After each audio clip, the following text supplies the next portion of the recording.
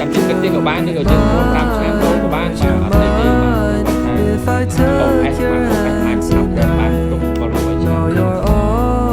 ចាំទៅថ្ងៃបាទថ្ងៃបាត់យូរចិត្ត6បានឆក់សេរីថ្មីបាទ